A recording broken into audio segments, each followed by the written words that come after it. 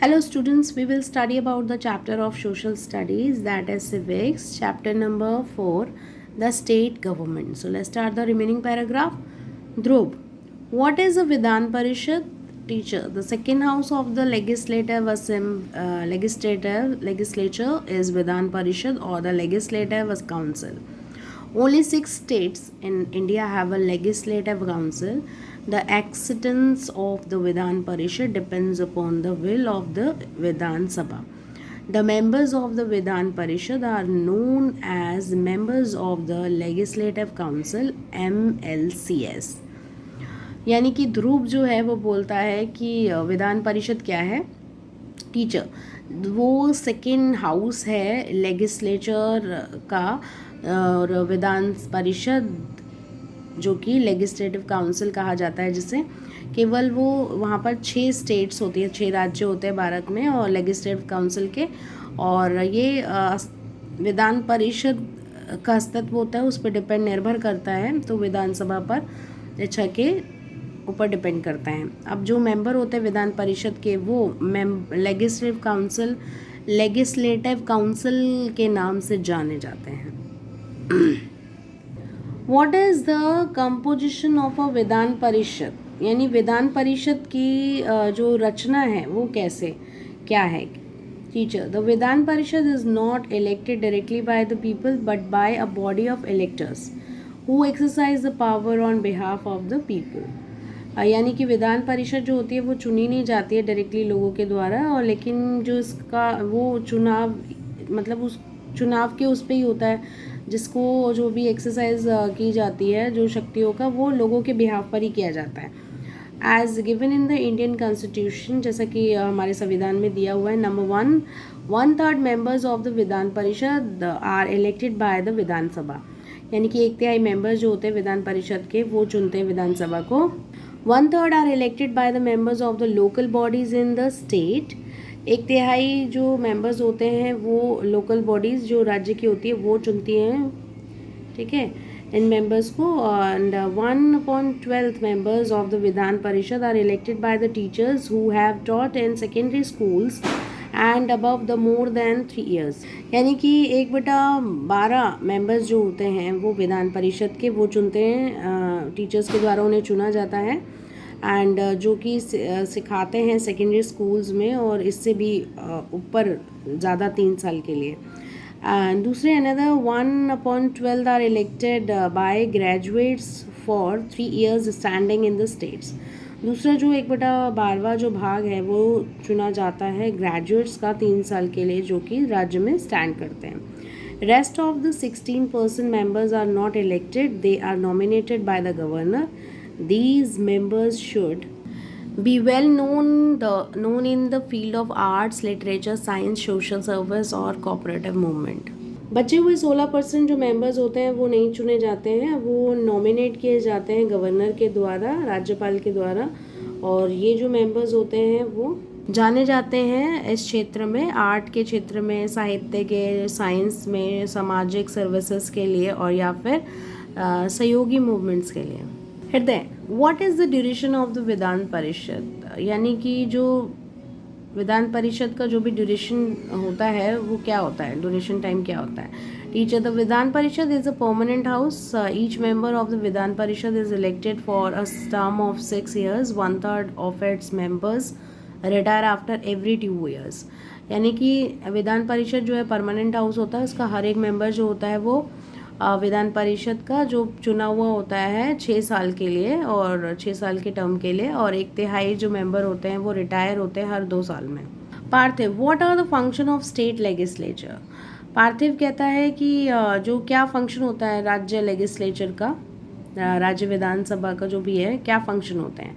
Teacher, the state legislature make law on the 66 subjects given in the state list. It also makes law on 47 subjects given under the concurrent list. It passes the money bill and the budget of the state. It passes the ordinances issued by the governor of the state when the assembly of the state is not session. Number 3, ratification of the amendment made by the parliament related to the powers of the state government. It exercise control over the executive by way of asking question and criticizing the wrong policies of the government while giving suggestions. यानी कि जो state राज्य विधानसभा होती है वो कानून बनाती है 66 सब्जेक्ट्स पर, विषय पर, और राज्य सरकार की लिस्ट में शामिल होते हैं। और ये जो है कानून भी बनाती है 47 सब्जेक्ट्स पर कॉन्करेंट लिस्ट के अकॉर्डिंग। और इसमें क्या है, मनी बिल को पास किया जाता है, बजट भी पास किया जाता है राज्य में, एंड जो भी ऑर्डिनेंसेस, जो भी मुद्दे होते हैं वो गवर्नर, राज्य के गवर्नर के द्वारा देखे जाते हैं जब असेंबली में कोई भी सेशंस नहीं होते हैं उसके दौरान में। और राशनिफिकेशन भी जो भी है किया जाता है, और पार्लियामेंट से रिलेटेड पावर्स जो होती है जिनके पास राज्य सरकारों के, और इसमें जो भी एग्जीक्यूटिव जो कार्यपालिकाएं होती हैं उनसे क्वेश्चंस किए जाते हैं, या कोई भी रॉन्ग पॉलिसीज़ होती है उस पर कंट्रोल किया जाता है, और उनको सजेशंस भी दिए जाते हैं। Hriday, who takes case of the state administration, यानी कि जो कौन केसेस को लेता है जो भी राज्य प्रशासन के होते हैं। Parthiv, who is the head of the state, राज्य का जो स्टेट राज्य का हेड कौन होता है। Teacher, the governor is the constitutional head of the state, he and she administrator so with the help of the chief minister and his council of ministers who are popularly elected. The union territories are administered by the president. The president appoints a suitable officers for this purpose. यानी कि जो governor होता है वो संवैधानिक head होता है राज्य का, और ये प्रशासन की हेल्प, जो भी चीफ मिनिस्टर होता है इस प्रशासन को देखने में उसकी मदद करता है, एंड काउंसिल ऑफ मिनिस्टर्स भी उसकी हेल्प करते हैं, जो कि काफ़ी फेमस होते हैं, चुने हुए होते हैं वो। और जो केंद्र प्रशासित जो देश होते हैं वो प्रशासित यानी उनका प्रशासन किया जाता है राष्ट्रपति के द्वारा, और राष्ट्रपति जो है ऐसे सुटेबल ऑफिसर्स को अपॉइंट करता है इस पर्पस के लिए।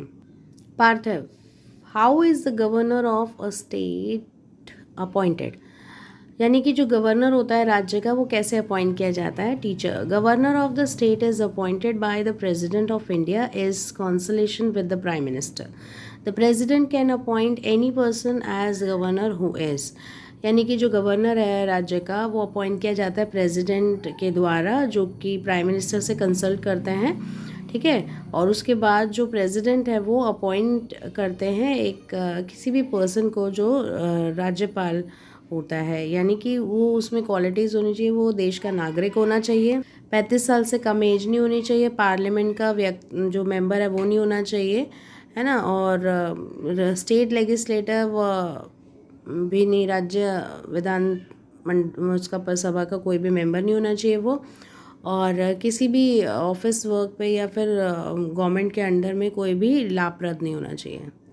हृदय, what is the term of office of a governor, क्या टर्म है राज्यपाल के ऑफिस की।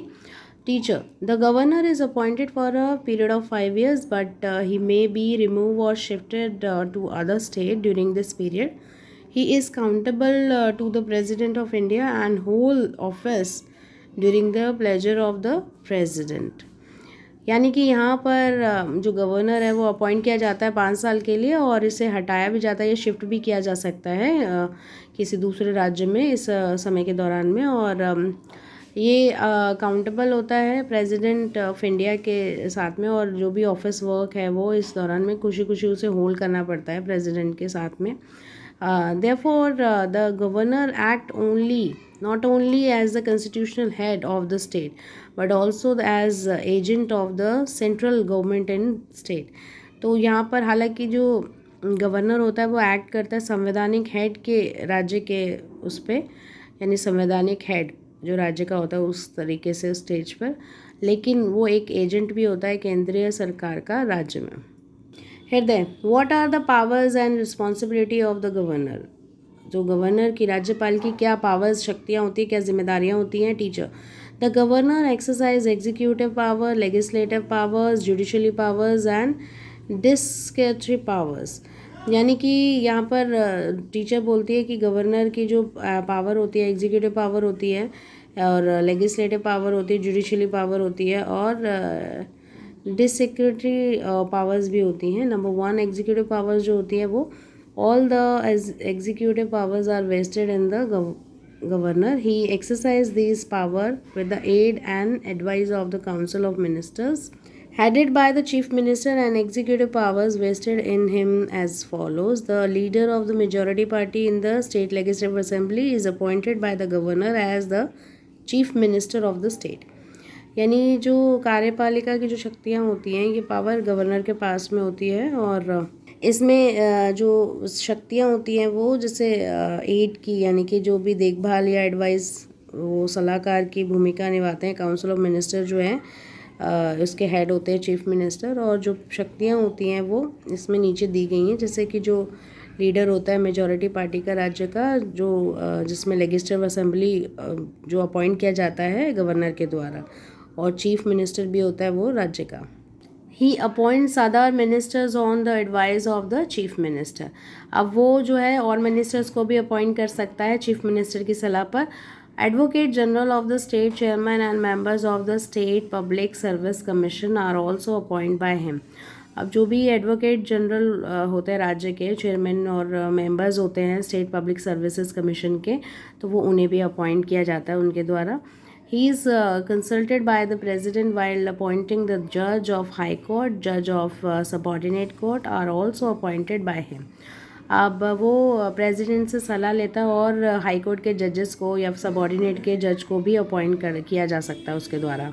लेजिस्लेटिव पावर्स यानी कि विधानसभा की शक्तियाँ. अ bill become an act only after approval of the governor. The governor summon the session of the state legislature. The governor can even dissolve the state legislative assembly on the advice of the chief minister. यानी कि जो का bill बनता है, एक act बनता है, वो गवर्नर के अप्रूवल के बाद ही बन सकता है. गवर्नर जो है सम्मन भेज सकता है सेशन में स्टेट विधानसभा को, राज्य विधानसभा को, एंड गवर्नर जो होता है वो स्टेट राज्य सभा को भंग भी कर सकता है और चीफ मिनिस्टर की सलाह पर. नेक्स्ट है 1/6 of the members of the legislative council are appointed by the governor. यानी कि 1/6 मेंबर्स जो हैं वो लेजिस्लेटिव काउंसिल के अपॉइंट किए जा सकते हैं गवर्नर के द्वारा. And the governor can also promulgate, जो यहाँ पर प्रोम्युलगेट है ऑर्डिनेंस, उसके द्वारा वो राज्य सद जो भी होते हैं गवर्नर होते हैं उनके द्वारा इसको भी पास किया जा सकता है. नेक्स्ट है जुडिशियल पावर्स यानी कि न्यायिक शक्तियाँ. द प्रेसिडेंट अपॉइंट्स जज of the state high court in consultation with the governor.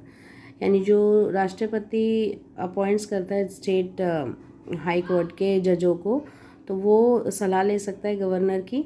The governor grant pardon and may reduce on suspend the sentence of any person. तो गवर्नर जो है वो ग्रांट कर सकता है, किसी को माफ़ी दे सकता है, या फिर कुछ कटौती कर सकता है, या फिर किसी भी उस सेंटेंस के ऊपर या कुछ सस्पेंड भी कर सकता है किसी व्यक्ति को. नेक्स्ट है discretionary powers. In sentence certain circumstance governor exercise powers on his own. In such case, he may not act according to the advice of the Council of Ministers if governor is satisfied that the administration of the state is not being carried in accordance with the constitutional provision. In that case, president's rule can be imposed in the state. He can then reserve any bill passed by the state legislature for the consideration of the president. अब governor की अपनी शक्तियाँ उसके पास में होती हैं और इसमें वो एक्ट करता है काउंसिल ऑफ मिनिस्टर के एडवाइस पर. अगर गवर्नर जो है संतुष्ट नहीं होता है प्रशासन से, तो वो अपने हिसाब से संवैधानिक प्रस्तावों को लेकर चल सकता है. उस प्रेसिडेंट के रूल के अकॉर्डिंग जो है राज्य के यहाँ पर कोई भी बिल वो अपने पास में रिजर्व आरक्षित रख सकता है, और ऐसे में उसको जो है यानी स्टेट लेजिस्लेचर के लिए उसको कंसिडरेशन चाहिए होता है राष्ट्रपति का. When no party has an absolute majority in the Vidhan Sabha, then governor has the discretion to appoint the chief minister of the majority party whom he thinks can prove this majority in the assembly. अब जब कोई party नहीं होती है जिसमें majority नहीं होती विधानसभा में, तो गवर्नर जो है उसे डिस्क्रेट यानी कि वहाँ पर अपॉइंट कर सकता है चीफ मिनिस्टर को, और मेजॉरिटी किसकी होती है वो सोच सकता है एंड उसको प्रूव करना होता है। मेजॉरिटी असेंबली में मेजॉरिटी को प्रूव करना होता है। Parthiv, what are the qualification to become chief minister, यानी कि चीफ मिनिस्टर्स बनने के लिए क्या क्वालिफिकेशन होनी चाहिए। Teacher, qualification to become a chief minister are the same as those of any member of the assembly. The leader of the majority party in the legislative assembly is appointed as the chief minister of the state. यानी कि chief minister बनने के लिए qualification जो है वो same होनी चाहिए किसी भी असेंबली मेंबर की। इसमें जो लीडर की मेजॉरिटी पार्टी होती है लेजिस्लेटिव असेंबली की, उसे अपॉइंट किया जाता है चीफ मिनिस्टर, राज्य के चीफ मिनिस्टर के तौर पर। Hriday, what are the power of chief minister, यानी कि चीफ मिनिस्टर की शक्तियाँ क्या होती है। Teacher, the chief minister is appointed by the governor while other ministers are appointed by the governor on the advice of the chief minister. यानी कि chief minister जो है वो अपॉइंट किया जाता है गवर्नर के द्वारा, जहाँ जबकि जो मिनिस्टर होते हैं वो अपॉइंट किए जाते हैं गवर्नर के द्वारा, किसकी एडवाइस पर, चीफ मिनिस्टर की एडवाइस पर। Next, he sign allocates the portfolios to the minister. He can ask any minister to resign at any time. यानी कि यहाँ पर किसी भी मिनिस्टर को रिज़ाइन करने के लिए कहा जाता है किसी भी समय पर। नेक्स्ट है, he is the leader of the legislative assembly. He is president over the meetings of the cabinet. The speaker of the legislative assembly prepares the schedule of meetings in consultation with the chief minister. यानी कि जो legislative assembly का leader होता है तो वो meetings cabinet की बुलाता है, और जो स्पीकर होता है लेजिस्लेटिव असेंबली का वो शेड्यूल को तैयार करता है मीटिंग्स के, एंड कंसल्टेशन करता है चीफ मिनिस्टर के साथ, वार्तालाप करता है चीफ मिनिस्टर के साथ। He acts as a link between the governor and the council of minister. All decisions of the council of ministers are communicated to the governor by the chief minister. यानी कि वो act करता है एक link के तरीके से, governor और काउंसिल मिनिस्टर के बीच की कड़ी के रूप में काम करता है। जितने भी डिसीजन होते हैं, निर्णय होते हैं, वो काउंसिल ऑफ मिनिस्टर्स कम्युनिकेट करता है गवर्नर के साथ, और वो चीफ मिनिस्टर जितने भी डिसीजंस होते हैं जो काउंसिल मिनिस्टर होते हैं गवर्नर्स के साथ बात करते हैं, और चीफ मिनिस्टर के द्वारा जो है ये सारे डिसीजंस ले जाते हैं। In this way, the different institutions play a vital role in maintaining a law and under the democratic setup.